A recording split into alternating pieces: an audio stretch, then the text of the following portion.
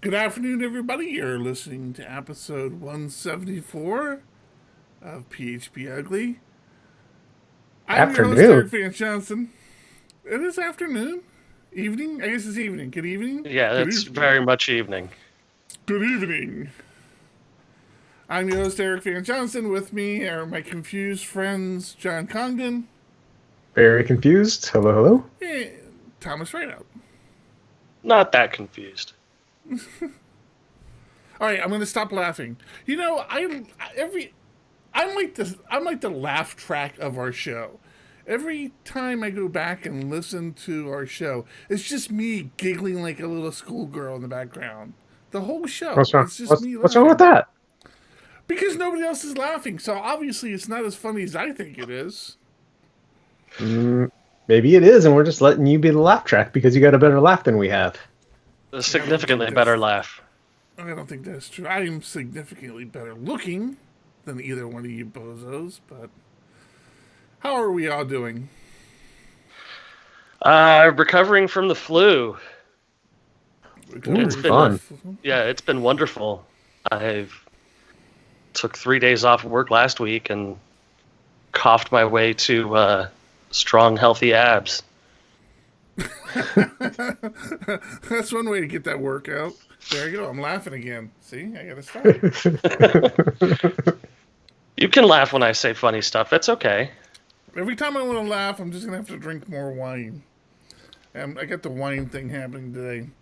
Rocking the Cooper and Thief, one of my absolute favorite Costco wines.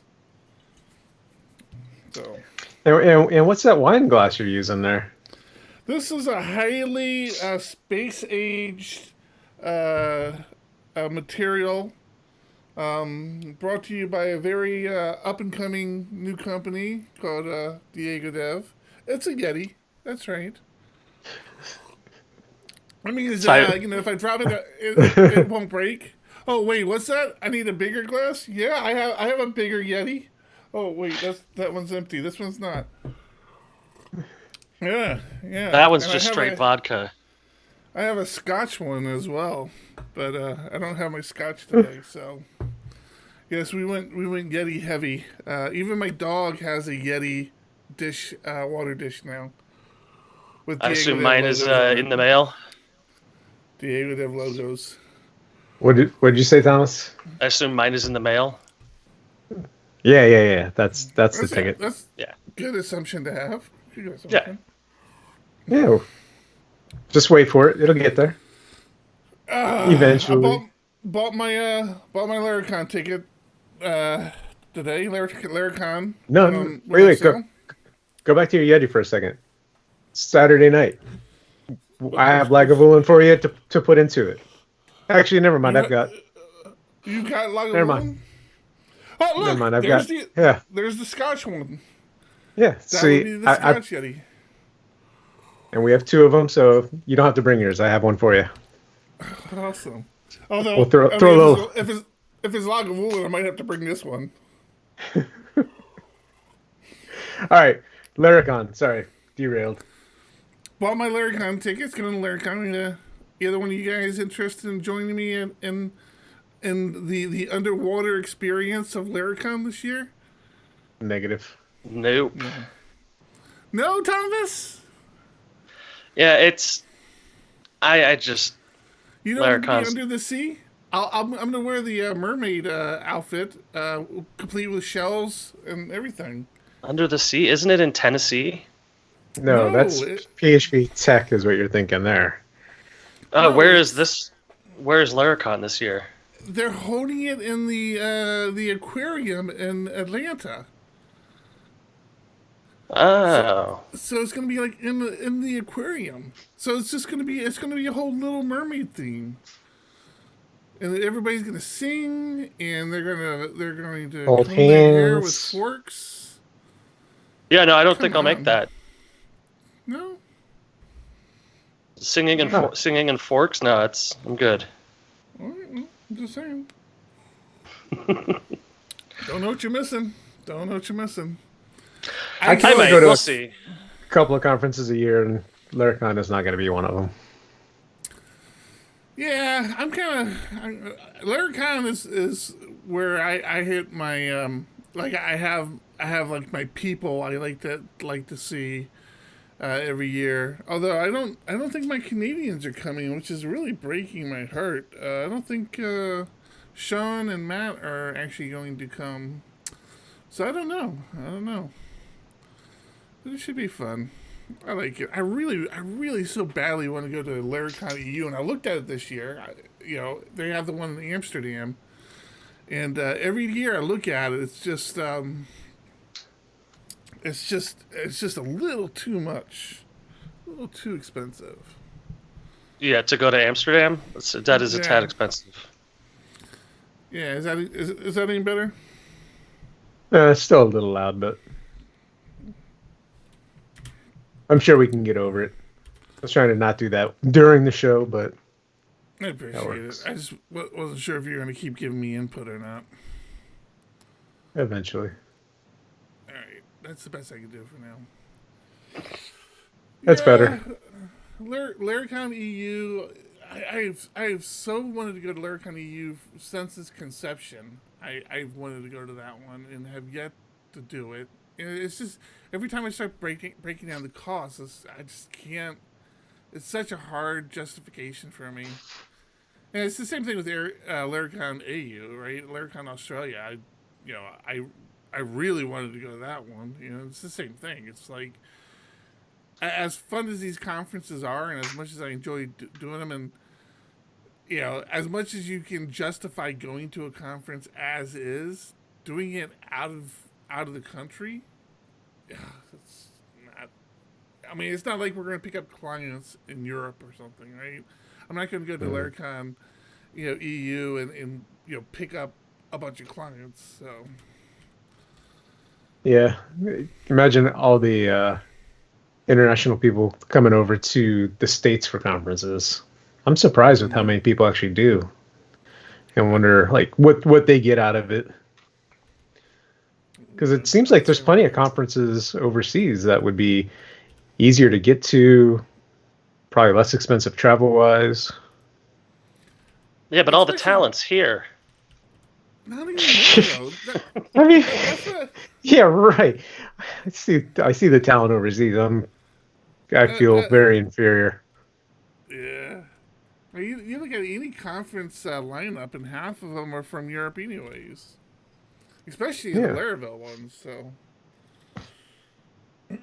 Even at the bigger PHP conferences, it seems like a lot of overseas speakers, and a lot of the big things we use, like, isn't why can't I remember his name? The composer creator. right. Yep. Him But and I mean, him and XDebug, XDebug. PHP Unit. I mean, all those guys are overseas and just very talented. So I don't know what you're talking about, Thomas. I'm just speaking for myself. I'm here. You're the most talented person you know. I'm not laughing. I'm not laughing about that. I'm just asking. Drink more wine, you'll laugh. Kitty, what are you doing to me? You and your cats. Oh, this animal, this new one that we got here, this kitten, she's out of control. She's really has captured the heart of everybody in this house, including the other animals. I mean, she won't leave anybody alone, including the dog, including the other cats. She keeps insisting on getting kissed and hugged and pet, and she doesn't stop. And she just melts your heart. So how My about it? my cats do not like my new dog at all. They are very upset. Oh no, that's not good. No, So do they Cats are they like that though.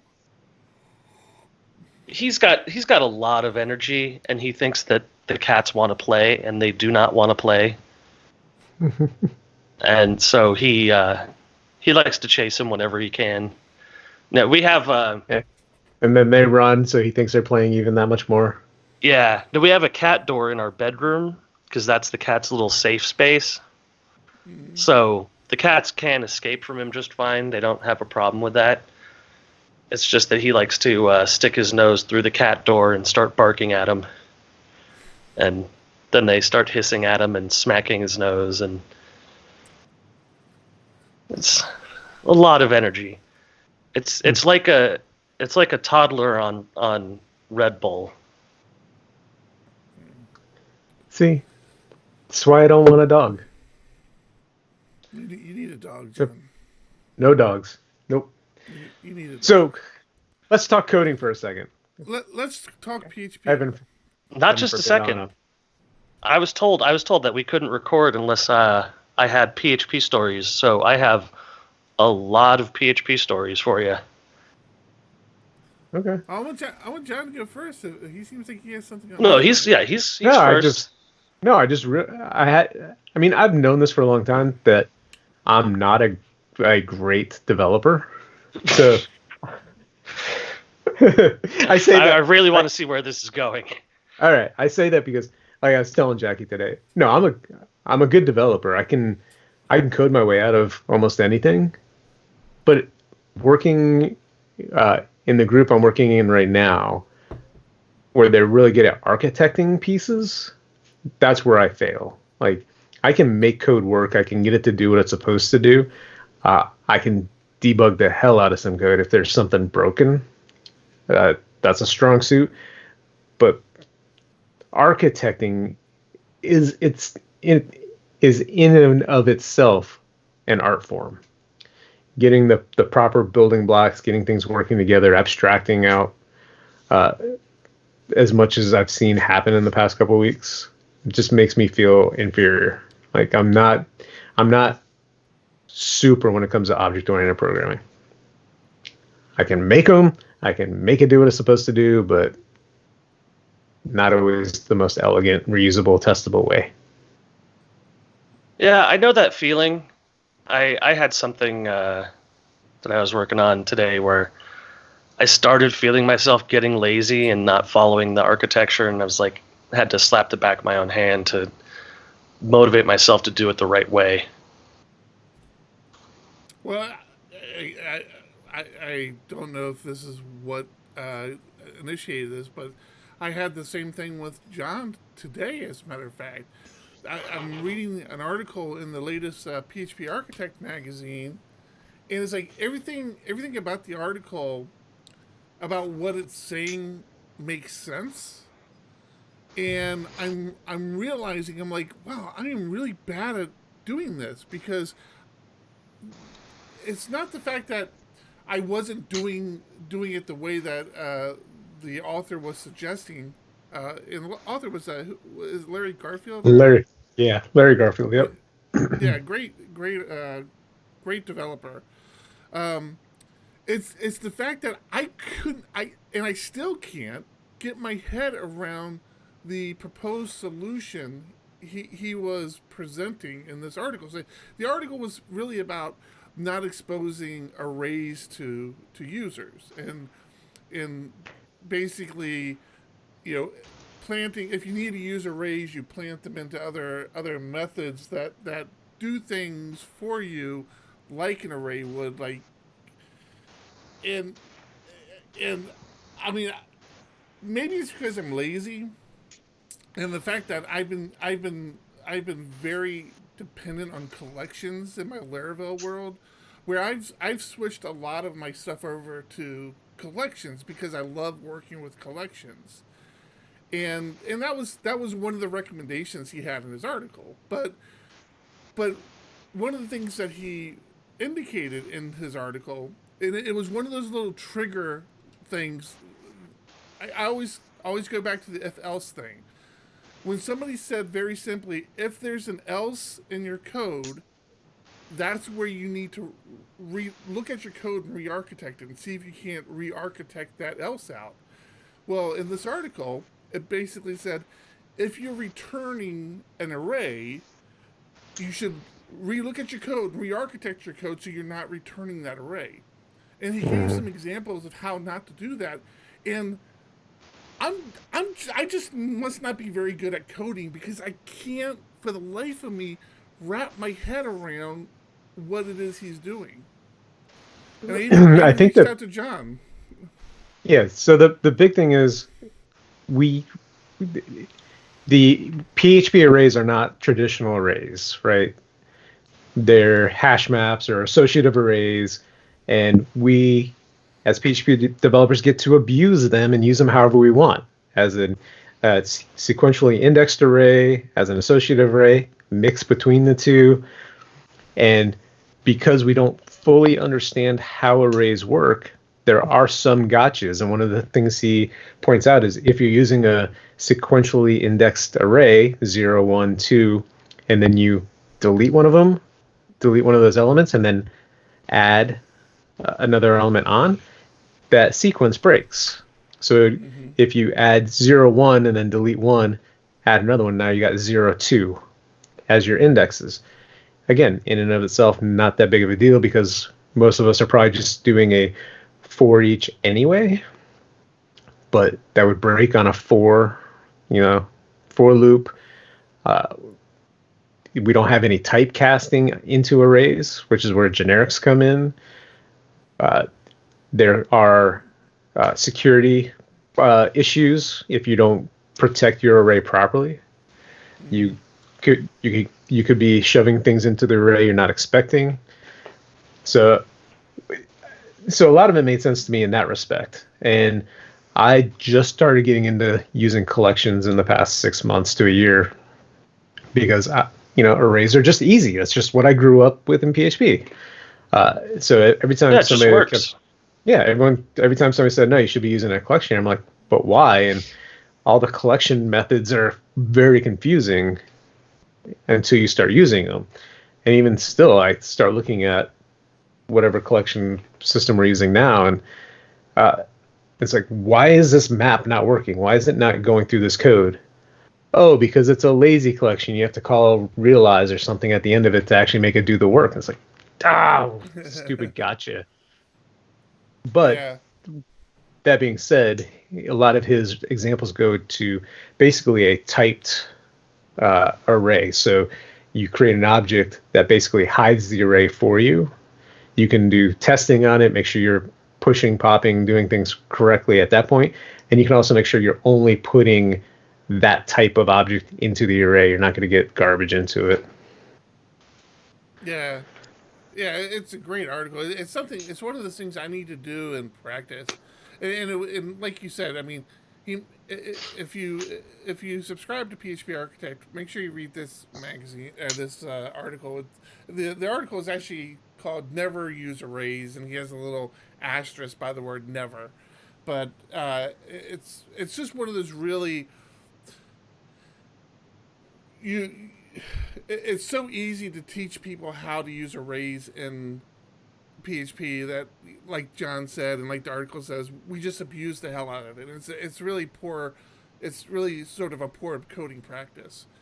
And it was funny because when I was reading this, it's like I remember when I first started using Laravel, I was so accustomed to arrays that whenever I got a collection, I would send it to a toArray function, so that collection was an array, and it made more sense in my head. And it took me about a year of using Laravel before I got comfortable of switching collections over to arrays and just working with collections. The other way around, arrays over to collections. Right. Yeah. The other big thing. I need to get better at this pretty quickly too, because I have a mentee now and we're talking from scratch. Like, he's learning how to program from HTML and now he's on CSS. Yeah. And he hasn't a work. No, this is a friend of mine, and he hasn't asked me about arrays yet, which I know is coming. And I'm remembering when I learned how to do arrays in PHP for the first time, something like 20 years ago, and how difficult it was for me to wrap my head around just the general concept.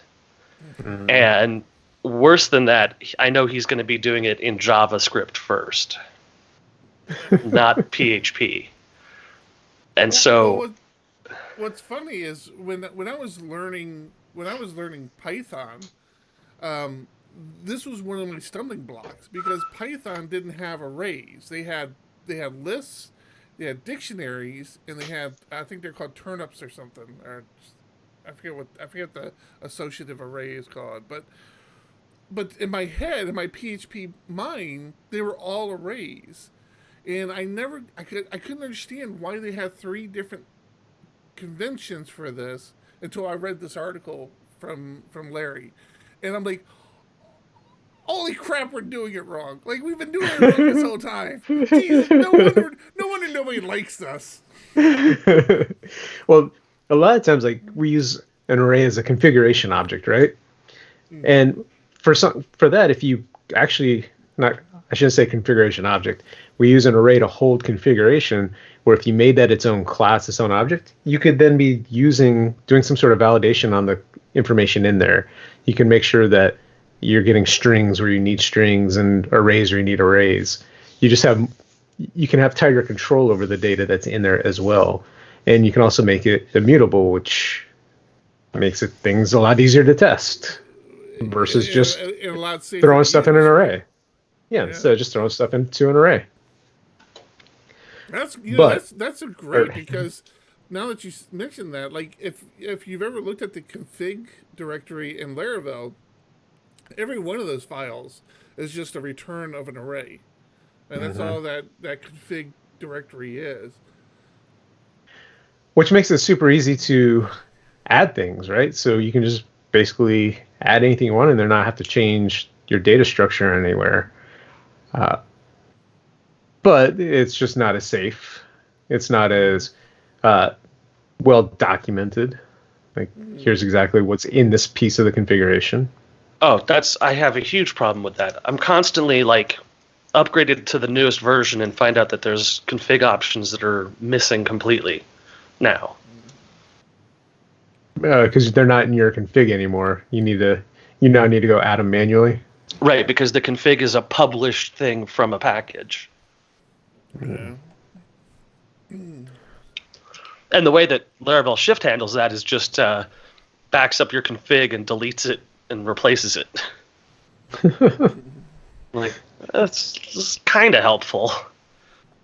Yeah, where if it were an object with sane defaults, where you're just overriding it with the stuff in there at that point. Right. If it was an object that you extended and your config was just an extension of an existing object and you had setters and getters for everything, totally different. Mm-hmm. But then, backwards compatibility break. Sweet. Does this mean we don't have to record the PHP Magazine podcast now? We just basically did it. I feel like we just clipped this one. We'll just edit Thomas out and just put it over there, and I think we're done. Yeah, just re-edit the intro so that I'm a special guest. There you go. That's a better idea. Because that was very rude. We're going to edit Thomas out. I'm an asshole, man. We all know this. It's nothing new. You wear it well. And I debated whether or not to even bring it up on here, because I know we still have to do the PHP Arch podcast, but it's like, it's that sort of stuff that, like, I get really passionate about, and I'm like, and that's why I reached out to John. I'm like, hey, if you haven't read this article, can you please read it, because I have questions, and this is one of these things that's itching in the back of my brain that I feel like I want to really dive into, but I can't. I'm just struggling understanding it. And yeah, I think this is one of those topics that Larry's been talking about for a long time. Like, I think I've seen him write about it before, but still a great article to read, and something that keeps it top of mind for me too. That I need to stop using arrays so much. So what did you have, Thomas? You said you had a bunch of PHP stuff. Yeah, well, the first one is pretty simple. PHP 7.4 has introduced preloading. And with preloading, you sort of have to specify what it is you want to preload and where and when. There's quite a bit of work, getting it going from what I've seen so far. but it looks like people are getting in the area of 25% performance increases out of it. Oh, Yeah, I know I mentioned this in the past, but that was what Taylor was talking about at PHP World when we talked to him. He said he was pretty excited about preload. He thought it was going to across the board make just about every framework, about 20% quicker. I don't know if he said 20%, but he said, pretty much every framework will get a speed increase from it. Yeah, the tests that I'm looking at are running on an app that is Laravel based. It's aggregate.stitcher.io, and yeah, he sees roughly 25% improvement, but he is testing on a beta version that hasn't been released yet because there are known bugs in preloading right now. Mm.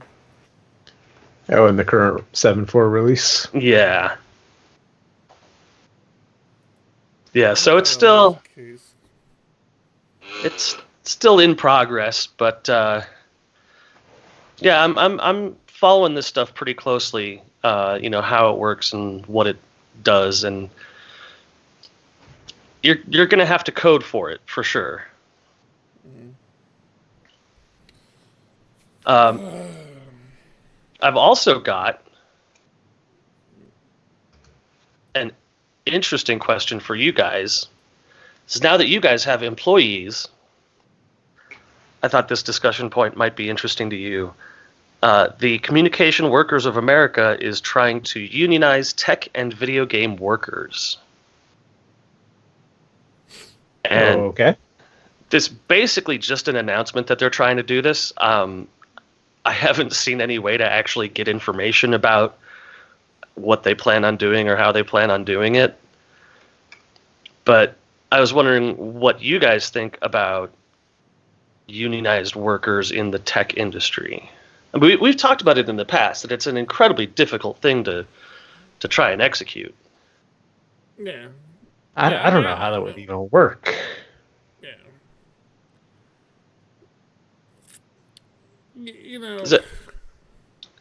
I think the big focus for this group is the video game industry, where you have a team of 60 programmers working on something versus an office like mine where you have a team of 4.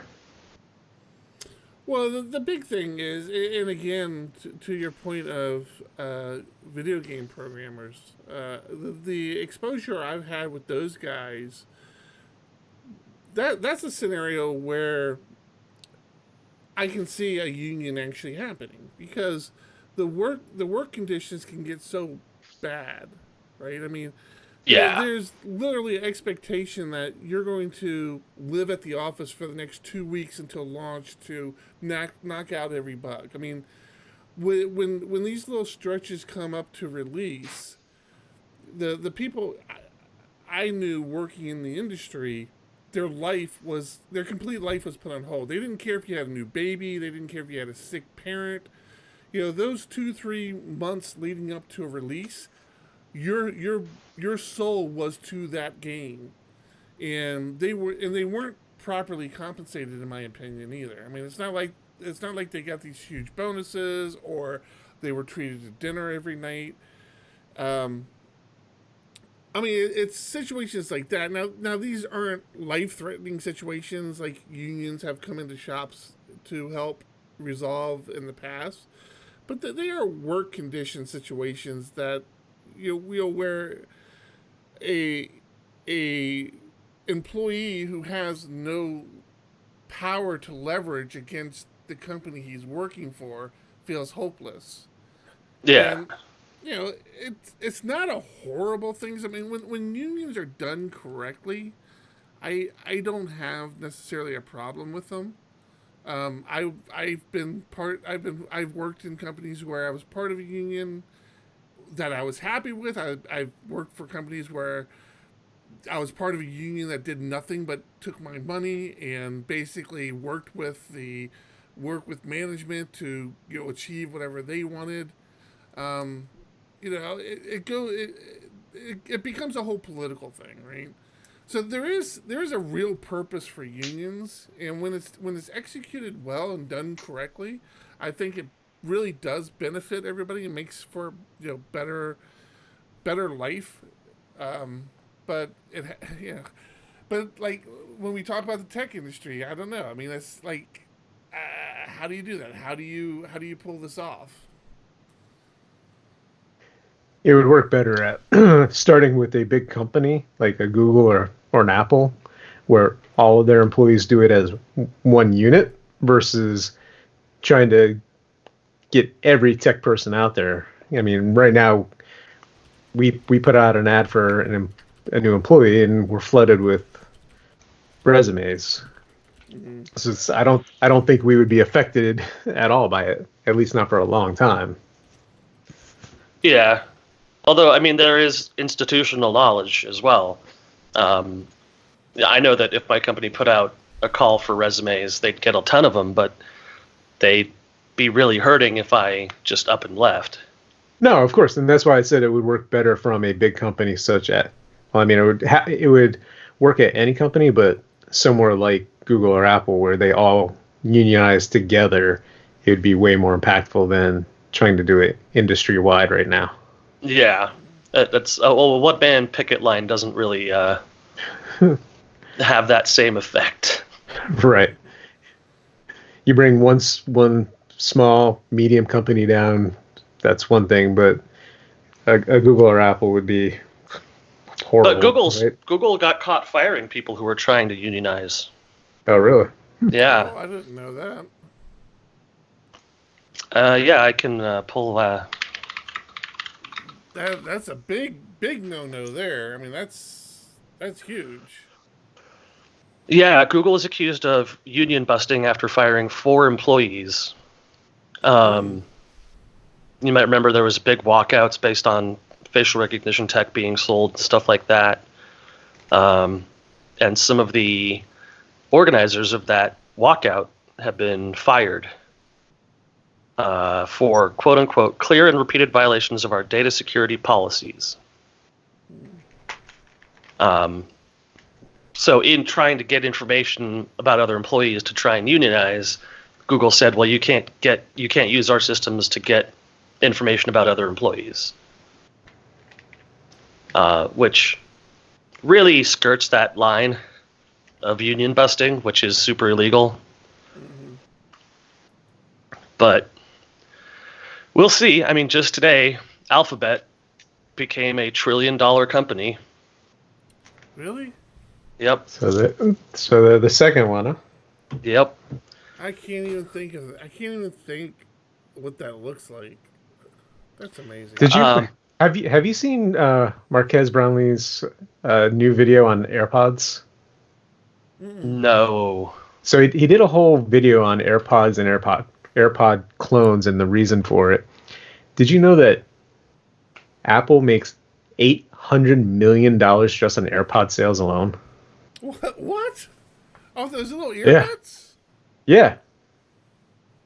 So Wow. he said it's such a small part of their revenue, but if you took that away from Apple and made it its own company, it would already be in a Fortune 500 level company.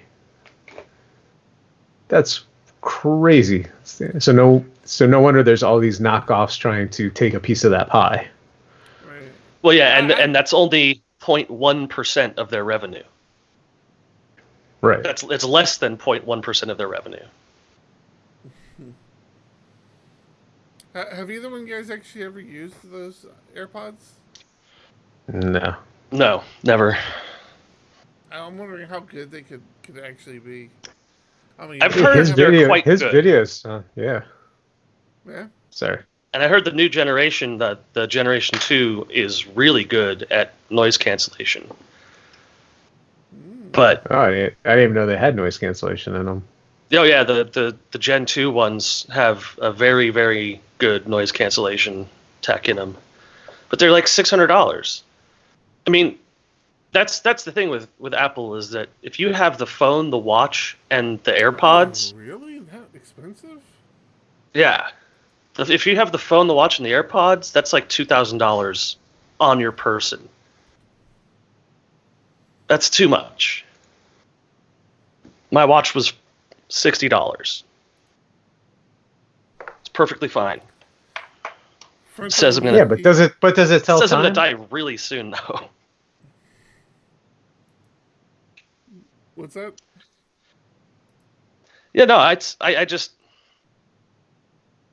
I don't know. I like Apple's designs and stuff. They're not 600. They're the more expensive ones are 250. The cheaper ones are 160. So not to call you out, but I mean 600 seem way extreme. The Gen 2s are. Is that the AirPod Pro? Yeah, okay, that is 250. Yeah, I thought it was more than that. Which is pretty much on par with what these things are going for, just across the. I mean, I think I paid about 150 for my Jaybirds. Fronto says that they are awesome, just poor battery life. But the battery life doesn't matter, does it? Because it recharges when you put it in the Right, but you gotta thing. Yeah, but if you want to keep listening to your music and you have to take them out to recharge them every. Yeah. You know. See, I have these. Just buy a second pair. Come on. They gotta go for a couple hours, right? I mean. I have these Sennheiser noise canceling headphones that I got. These were 150, and I accidentally left it on playing YouTube videos for 8 hours, and when I came back, it was still going. And I haven't charged these in. Yeah, but look how big it is. I mean, that's like these things. Yeah, because they're good. But I'm saying the battery is. They're not little They're not little buds in our ear. I mean, there's plenty of room for battery in these things. You put these little buds in your ear. I mean, it's amazing they work at all. Are you kidding me? He says, there you go, 4 hours. He says, every 4 hours you've got to recharge it. Well, 4 hours. Just buy a second pair and charge it.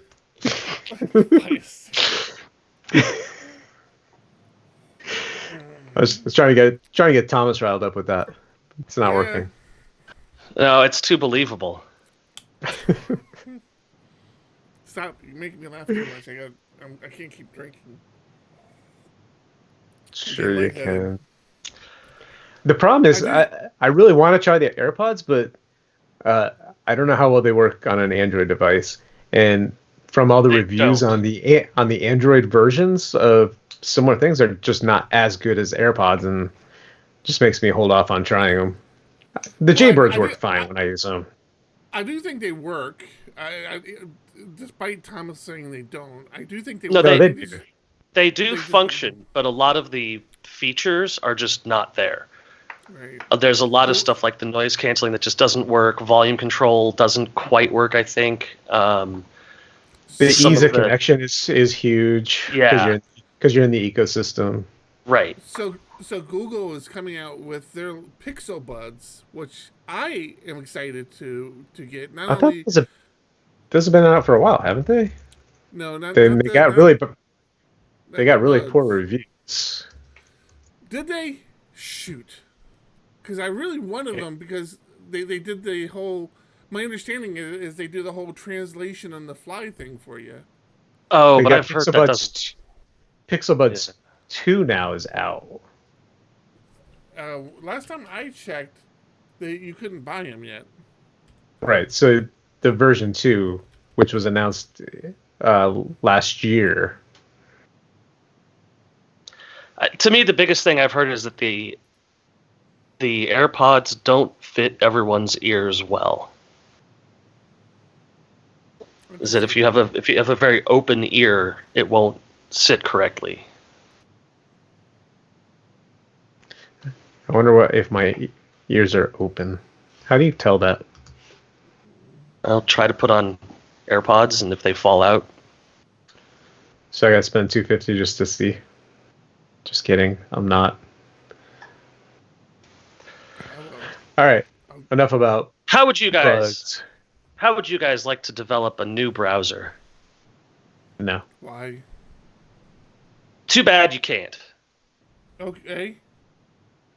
And if you read this month's PHP Architect, they talk about what browsers are really made of. Just FYI, why can't you create a new browser?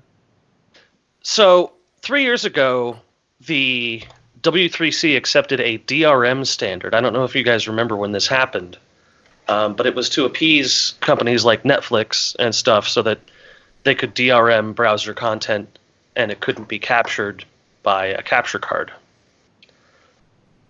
The thing about that is that the DRM is licensed only to a few companies. Google holds a license that they can sell out, but they no longer do. They no longer sell the license. Microsoft and Apple both have licenses, but they are no longer responding to requests to purchase a license from them. And Microsoft, if you can get a representative on the phone, will charge you $10,000 for an application for the license and 35 cents for every browser that's shipped. So I assume you have a story to back all this up because I kind of want to call bullshit on you. Yep. It's in the discussion points there. All right. Well, I'll have to look at that one because I don't know. I see enough browsers still being developed. And as a matter of fact, like I just said, there's a whole article about it in PHP Architect this month and how it really boils down to 3 main engines that are being used and this and that. Yeah, those engines are the ones that I'm talking about. Is that if you want to develop your own engine, you can, but it will not get support for the DRM that's required to play a lot of content online. So you can feel free to decode HTML and do all that and display images, but if you want to play a Netflix video, then you can't. You have to use one of the 3 main engines, which is Safari, Chrome, and Mozilla.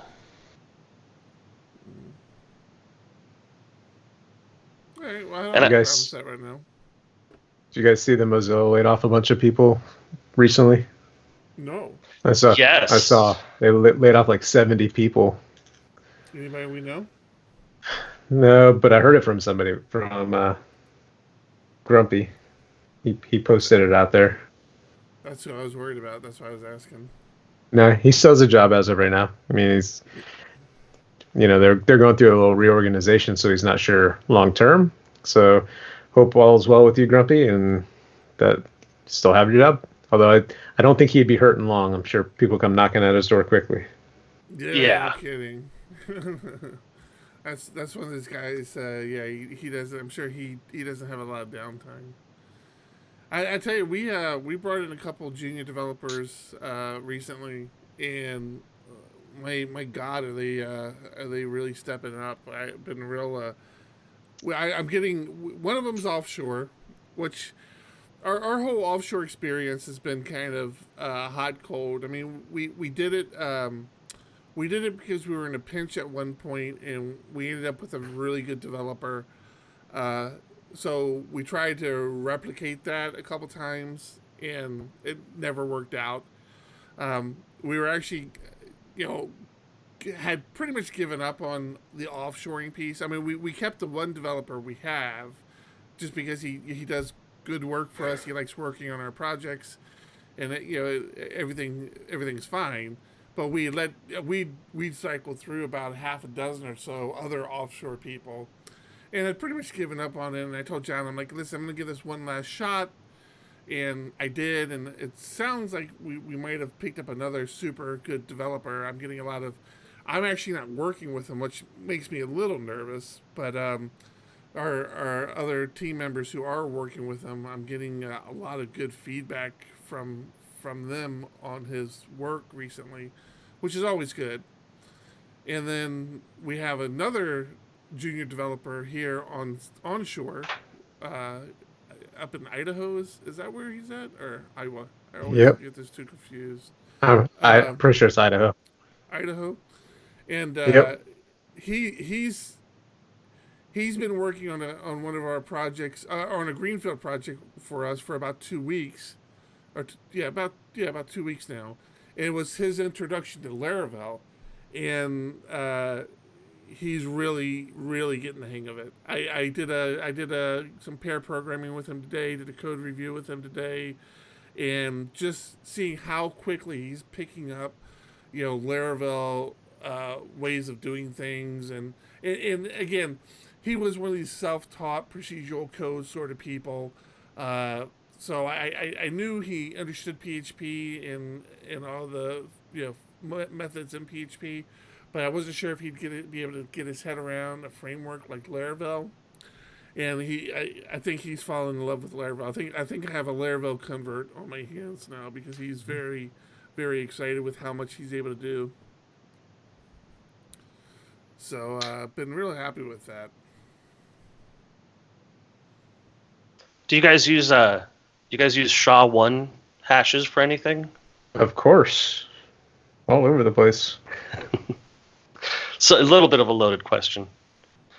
There's a new collision attack for SHA-1 keys, and it's pretty bad. Essentially, for $11,000, you can get the SHA key that you want using GPU calculation time. There's a lot of places where SHA-1 is deprecated and gone and dead, but there's a lot of surprising places where it still isn't. And the scary one is GitHub, or just Git in general. You may notice that your Git commits are always SHA-1 hashes. And with this new attack, someone could write a vulnerability into your code and develop a custom SHA that matches the currently released version or a tagged version. And if it gets onto your server, it's going to bypass a huge amount of security checks that are in place. Because it was previously merged under that SHA-1. So right. So if they can get it merged in, it will appear to every tool out there that nothing changed. But when it goes to fetch the repository, it will fetch your version that has a bugged SHA in it. There's also a lot of non-web applications that use HTTPS that accept SHA-1 certificates. And it's still allowed for what's called in-protocol signatures of TLS and SSL. So you could, theoretically, if you're attacking an older server, you could forge a valid certificate if you know the public key, or if you know the SHA that you're targeting. Mm-hmm. So I had an article up on the stream. Did you happen to notice the about author, the about Bruce Steiner? Bruce Steiner, yeah. He's a public interest technologist. That's the first time I've heard of that title. Yeah, he's a technologist. Well, I think it's a thing that he has defined himself. Yes, I think he's a blog post of it. Yeah, I think he's a consultant under that title.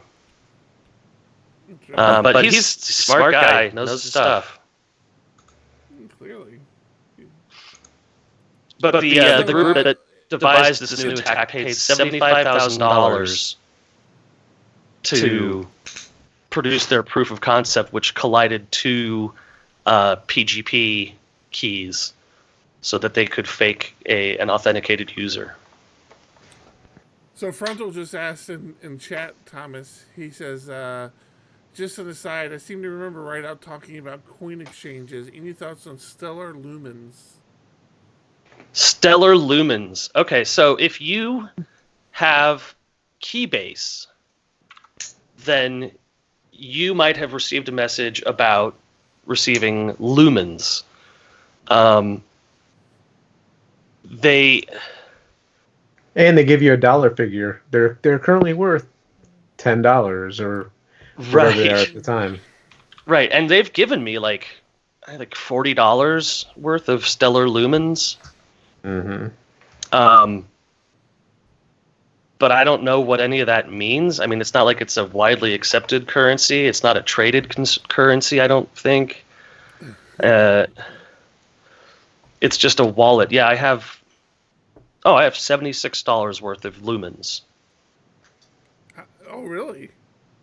Yeah, so they're promoting this crypto by just giving it out to people who have Keybase accounts based off of how authenticated your Keybase account is.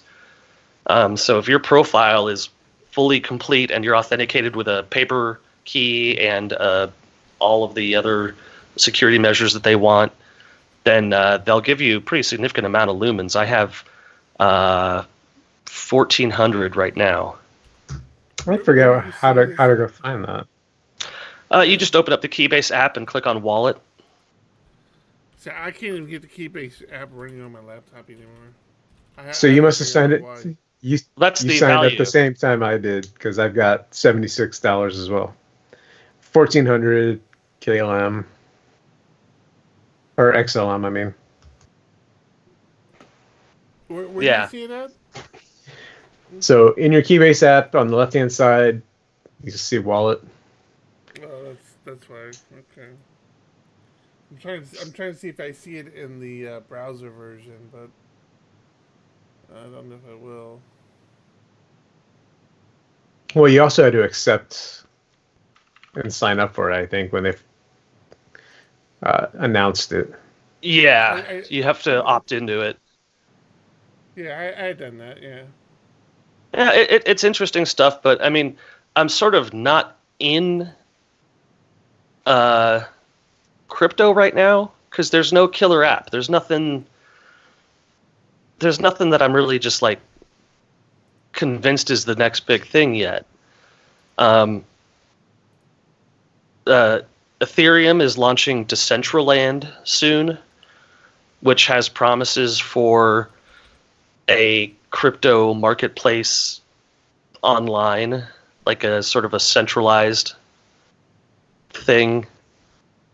You can buy land in this crypto world. I don't know who's going to care or what it's going to be used for. I think the theory is that it's going to be a cyberpunk city, that it's going to be a literal space powered by Ethereum that you log into and sort of walk around like a Google map. And that there's a lot of cyberpunk journalism that or fiction that has focused on that kind of an environment or reality, but nothing exists yet to really flesh that out into being a reasonable thing. So when the killer app happens, then things are going to move really, really fast. But right now, it hasn't. And there's been so many issues with security and, people exhuming bodies to try and find out if somebody's really dead or not, that you have to wonder what's going to be the tipping point for the maturity of a system like this. Yeah. Are we going to be using eCoin? Yeah, we got out of the whole cryptocurrency game and got admit I haven't really looked back. Don't care anymore. I was down for it for a while, man. I thought it was and I think it'll make a comeback at some point, but yeah, it was. I think it's fun while it lasted. Yeah, I mean, we were using it more as an investment more than actually using the cryptocurrency. It's got to get to a point where it's more accepted. I think people overseas are still using it a ton. I still see a place for it. It's just not in the In a US, lot of unfortunately. places, it has replaced money transfers because it's an instantaneous or nearly instantaneous. And if you can get someone to cash out in your local currency, then it's a very easy way of sending money internationally. I think there are a lot of people who are hiding money with it. People who make millions of dollars a year own millions and millions in crypto because they want to have only the amount of tangible cash that is their requirement for life, and everything else needs to be hidden from the IRS or whoever. It's definitely got its places. I mean, I think for very wealthy people, it does have a killer app. It's just that we're not very wealthy people yet. And I appreciate you throwing "yet" in there, by the way. Me too. Yeah. yeah, I actually was specifically thinking about the two of you and not myself because I will not be a very wealthy person. This is the way. It's power of positive thinking. You will be. I'm trying to convince John we need company cars now, and he won't listen to me. I want Teslas? Yes, exactly. You see? How did I know? I don't know, because you're smart like that, and John won't let me buy Teslas on the company credit card, so I'm really upset with him right now. Just get him a smart car and be done with it. I think you need Teslas, man. My car doesn't leak anymore. It's okay. Don't even get me started on your car. Freaking I duct taped. I duct taped the moonroof or the sunroof or whatever it is, and now it's not leaking. Well, it's anymore. a moonroof now. It's just a hole in your car now, but yeah, it's all duct taped up. That's my CEO driving around. How old is that car?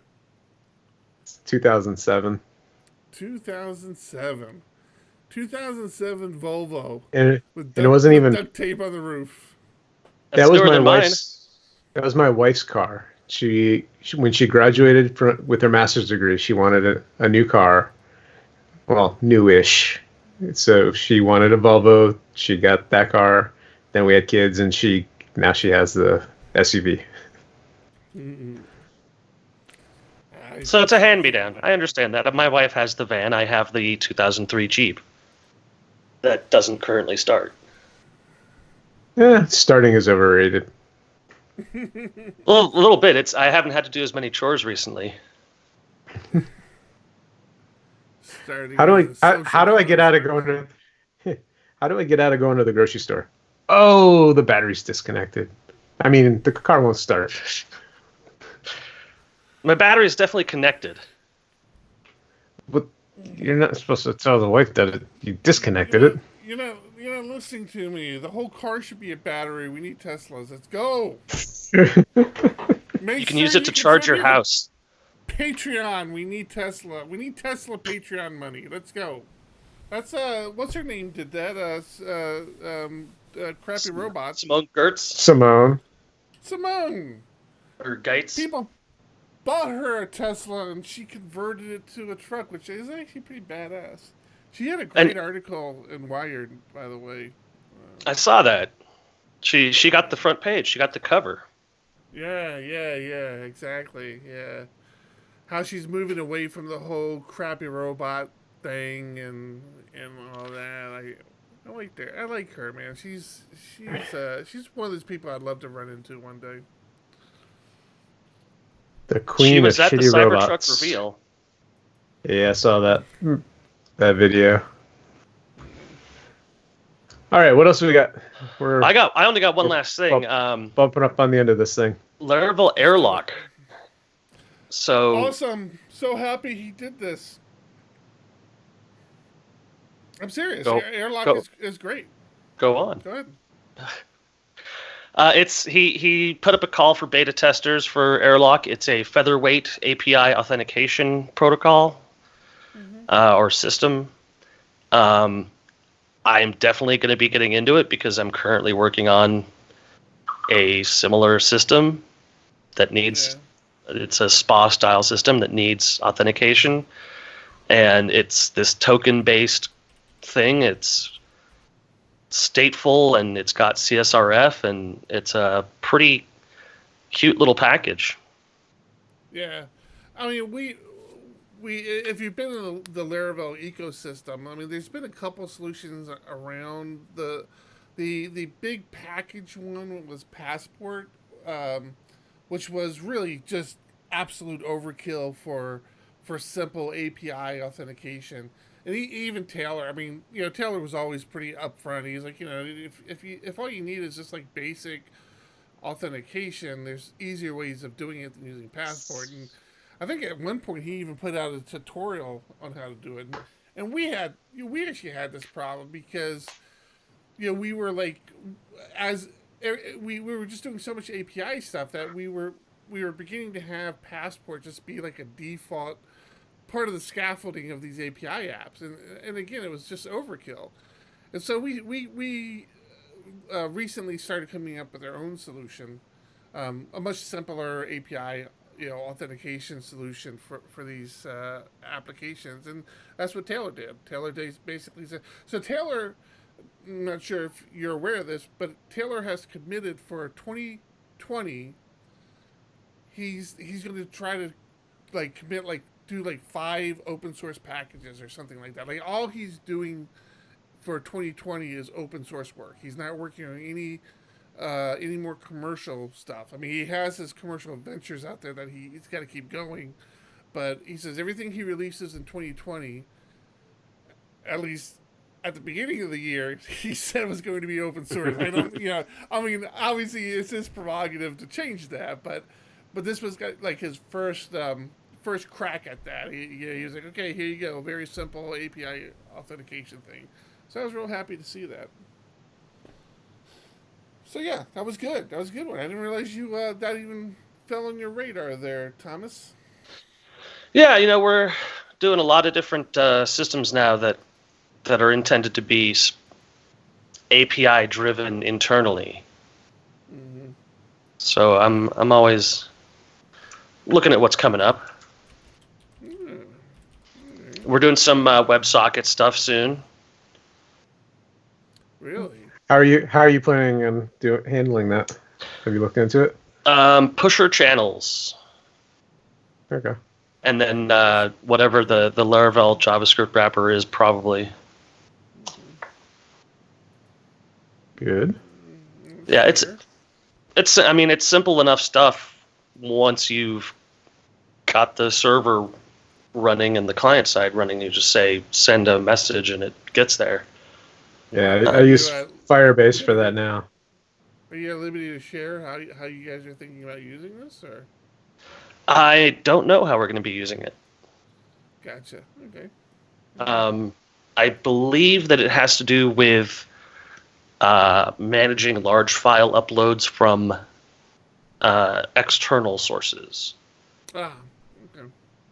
And tracking upload progress and updating the user on things working or not working. Cool. Well, I don't know. I mean, you guys got anything else to talk about? Cable cutting. Just real quick, you and I were talking about switching from cable to you're currently on Hulu Live, and I made a little mistake where I wanted to try Hulu Live for 1 month, so I was willing to pay for that and for my current cable so that my wife could start to get used to it. And then as soon as I paid that bill, within a couple days, I got an email from Google, from YouTube TV saying, your subscription is live again, because I didn't cancel it a while back. I suspended it. So right now I'm paying for YouTube TV, Hulu Live, and cable. But you were asking about my reasoning for liking YouTube TV, and I found a new one. You can actually turn off channels you won't watch in their interface, so that when you're on your Roku, you skip those, and you can reorder them. So for my personal account, I can have the channels I want to see and in the order I want to see them. Where with Hulu Live, unless I'm missing something, it was a pain because they're all in alphabetical orders. So trying to get to from ABC to NBC is a pain in the butt. I had a similar issue recently where, The Mandalorian is over now. So I went in to go cancel my Disney subscription and ended up just adding Hulu and ESPN Plus to my subscription.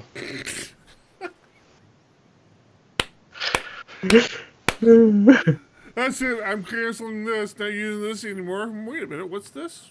What else is this? Well, it turns out that the person that we were getting Hulu from previously decided that she no longer wanted it. So we suddenly found ourselves without Hulu access. Gotcha. And so you weren't actually paying for it. You're asking me if I was paying for something? I'm sorry, my fault. Yeah, I'm not sure what came over me there. Who's screaming? Oh, party at Eric's house. My house? I don't know. There was just some screaming going on. Sounded like 2 or 3 women all whooping and hollering. Definitely have a lot of ladies at the house nowadays. I don't know what's going on. I got the noise canceling on, so. Yeah, it's nice. I've noticed that I use my noise canceling headphones quite a bit when the kids come home from school. Oh, they're dangerous. They're so dangerous. I mean, you can so easily end up in your own world with these things on. It's a blessing and a curse, I tell you. Yeah, the amount of times I happen to catch over my shoulder my wife just standing in the doorway. Yeah. It's like, whoa, where'd you come from? What? No, I'm just working on something with Tom. That's it, man. Right? We have more stuff to talk about. We really talk about today. I think John and I are working on something together, which I'm actually getting excited about. Finally, I feel like I was in such a rut at the end of 2019, and emotionally, I was not in a great place and struggling with a lot of things. And now it's funny how things work at our company. Like there are problems that it's like, this person will try to tackle it. If they can't tackle it, it kind of gets bumped up to a more senior person and bumped up. And eventually it bubbles up to John and I. And when things get to us, they're usually pretty complex. It's like not easy shit. And we're working on this whole new, it's hard to explain. It's like this whole rights management interface thing that we're trying to talk through with the client, and it's exciting, man. I love this sort of stuff. You're talking about John mentioning earlier, like architecting solutions and abstracting things away. It's like this is the type of thing I like to tackle. So it's been fun. I'm enjoying it. I like working on hard problems if I can figure them out. All right, we can talk about that in the future, though. I think for this week, we are good. We are wrapping up episode 174. Does that mean we could potentially hit episode 200 this year? 200 in 2020. I think that's it. I think that's where we're wrapping up. We've been struggling lately, man. Like, I think we've done like 2 That's shows just the wine talking. Man, we could. I think we wrap it up right there. 200 in 2020 is our final episode. So let's just push through and get this done. Let's knock out these last 26. All right, that's it. Episode 174 is in the can. We're gonna wrap it up unless we get 25 new Patreons, which you want to thank right now. We like to thank our Patreons. I should have that up. Our patrons. Patreons. Yeah. Yes. Whatever. PHP Ugly. Patreon/PHP Ugly, right? That's what it is. I haven't even looked at that recently. I should probably do that. Maybe I don't want to do it. It might be a really bad thing. There you go. Everyone left. We're just sitting here talking to ourselves. Pretty much. It's just the 3 of us and then Gishu. Oh, Nougaty. All right. Nougaty. Okay, that's it. Thank you, Patreons. Thank you, everybody else who who do your thing. We do appreciate you very much. Episode 174. I'm Eric Van Johnson. I'm John Congdon. I'm Tom Rideout. Keep it ugly. Keep it ugly. You guys are much better about doing that. For as little as $1 a month, people. $1 a month is all we're asking. And if we get 110,000 people to support us at $1 a month, I get a Tesla. So don't be... We all get Teslas if you get $110,000 a month. No, that'll only get you... Oh, yeah, that's right. Yeah, after 3 months, we can all get a Tesla. Yeah. After 3 months. Really glad Eric got that Tesla worked out before he got the intro and outro videos done. This is why I don't do our accounting in the office, man. That's why John is in charge of all the bank accounts, man. Because I would have a Tesla right now if I had access to our bank accounts. What did I open up here? If we get $110,000 a month. Well, you've got to replace all the solar on your house as well, and get a couple of the power packs. What are those called, John? Powerwall? Power walls, yeah. Yeah. I mean, if you're gonna do it, you might as well do it right. Well, yeah, but for $110,000 a month, I think all three of us could get new houses that had power walls in them already. All right, I'm stopping the local here. Thomas, do you want it, or you want me to do it? I will take this one because I know coming up you're going to have to take some of them. Well, I was going to say this would be the last one I could do this month because we haven't done PHP Arch yet, and I'll need to bang that out next couple of weeks. Well, all right, then you take this one. I'll take the next ones. I'll take all the rest. All right. Yep. I'll do that. 174. Making the folder for me? I made the folder already. I don't see it. All right, you guys just upload your stuff. And everybody listening, thanks for listening. Appreciate you listening. You're done listening. Thank you very much.